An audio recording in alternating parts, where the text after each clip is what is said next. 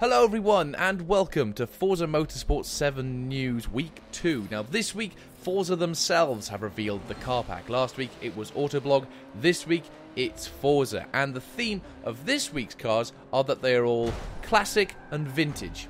So that may be appealing to some people, as last week when a lot of the race cars were revealed, a lot of people weren't too happy about that. People were saying, oh, this is nice having these Ferraris, Lamborghinis and Porsches, or Porsche, as someone stated last week in the comments. I said it wrong. Well, I'm English, so sorry. And the way that people have seen it is that Forza has been focusing more on the modern and hypercars and not so much on the classics. Well, that's the first reveal week, so obviously they're not going to reveal everything. And this week, shove this down their throats, they've revealed the classic and vintage cars. Now, the image that has been revealed is the 1953 Chevrolet Corvette, the original Chevy. The picture of it is on, I believe, that's the Circuit of the Americas. So that's confirmed now to be coming back to the game. Again, I'll have a link down below to not only this article, but I've got an article of all of the confirmed tracks that will be coming to Forza Motorsport 7. So I will leave those linked in the description down below. You can see in the image, the sky doesn't look like what it used to on Motorsport 6. This, I believe, was a track that didn't have... I don't think it had dynamic weather on it. I think it was only just sunny, but you can see by the clouds, it is nowhere near as blue skies as it was in Motorsport 6. So obviously this is showing the dynamic weather that will be coming to Motorsport 7.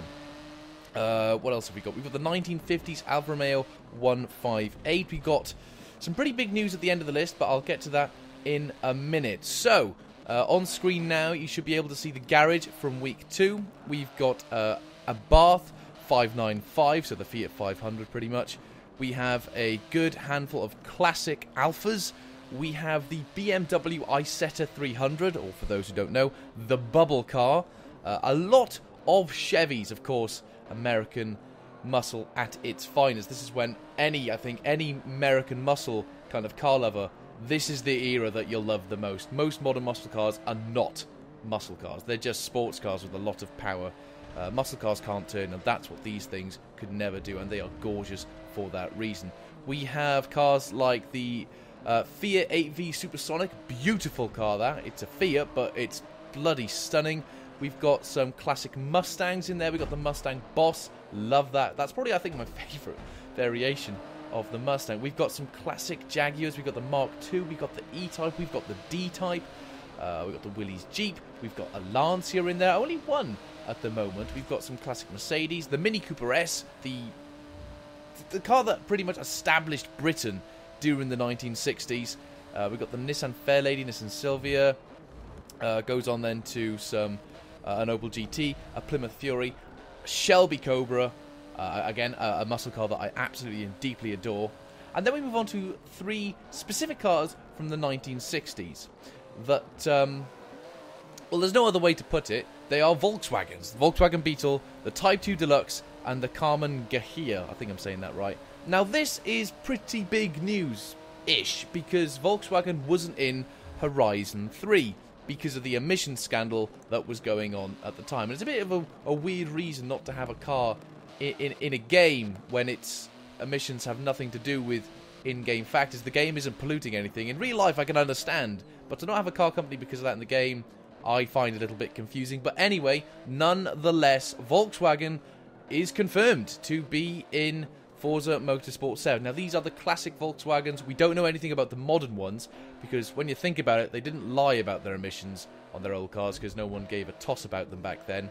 But with more modern Volkswagens, we are still unsure if they are going to be in the game or not. And at the bottom of the list, last but not least, is the 1967 Volvo 123 GT.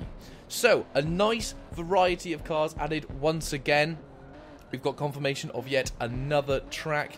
No major news as of yet for anything else. Last week I said I'd discuss more news topics in the show, more than just the car lists that are revealed, but literally this week no major news has come out for Motorsport 7 other than this car pack. So thank you very much once again for watching. I've said this before, I'm going to keep these videos short and sweet, don't want to drag on. The other day I did a Forza 6 live stream as well, that went down really well. Thank you to all those who joined. I'm going to be doing more live streams and stuff like that on the channel of Forza 6, especially when Motorsport 7 comes out. I'll be doing loads of stuff on Motorsport 7 when that comes out. But yeah, until then, I'll see you guys next week with the next bunch of cars that are revealed. But until then, adios.